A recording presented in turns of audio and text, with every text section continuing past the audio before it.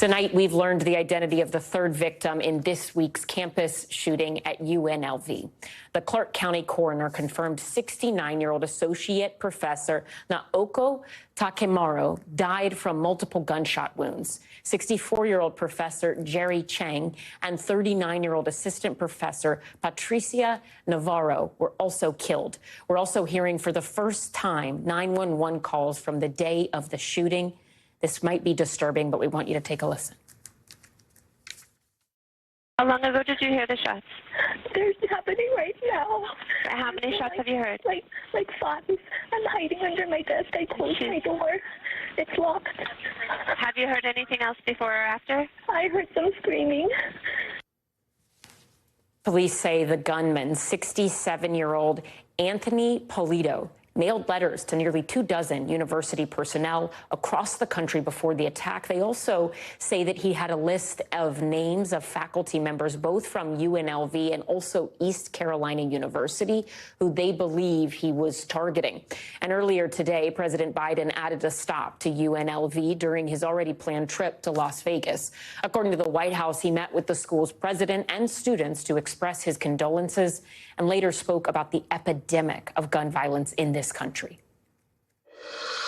Folks, we got to get smart. There have been over 600 mass shootings in America this year alone, plus daily acts of gun violence that don't even make the national news. This is not normal, and we can never let it become normal.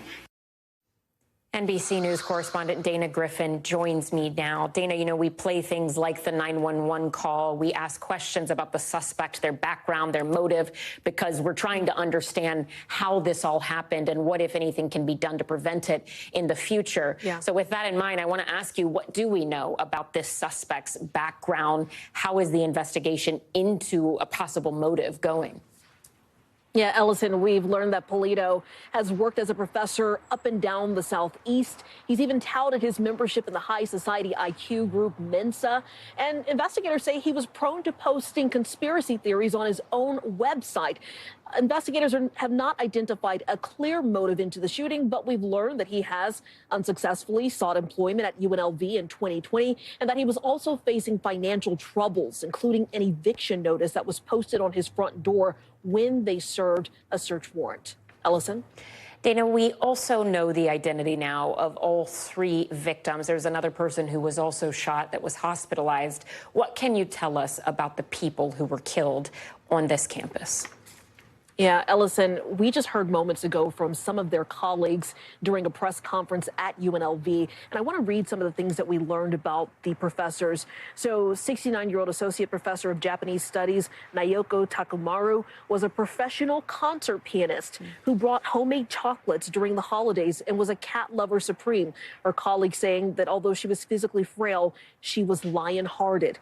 64-year-old business professor Jerry Chang he deeply loved his students and UNLV so much that he decided to donate his body to research at the university. And they say his most profound impact was on junior faculty members that he would guide and support. We've also got 39-year-old assistant accounting professor Patricia Navarro. They say that she had a larger-than-life personality and a genuine kindness that made everyone feel like family. They say her most important work was at home with her husband and 4 children. Now, Ellison, that lone survivor has been identified as a 39-year-old who was visiting. We're told that person is in stable condition. Dana, I know you have spent a lot of time speaking to students and people in the Las Vegas UNLV community. How are they doing? How are they processing what happened? I think they are still trying to process it, just like you said. Even President Whitfield said that the emotions there are swinging like a pendulum. He says that they are planning to move forward with winter commencement. However, they have canceled finals for next week. He also praised the 2 detectives that stopped this shooting from moving forward. They have been identified as Detective Nathan Drum and Officer Damian Garcia. They have both been placed on administrative leave pending an investigation that is very customary. But the president said that these officers are heroes. And he said, quote, they kept the worst from becoming a bloodbath. So they are obviously sending their gratitude to these two officers as this community heals and tries to move forward. Thanks for watching. Stay updated about breaking news and top stories on the NBC News app or follow us on social media.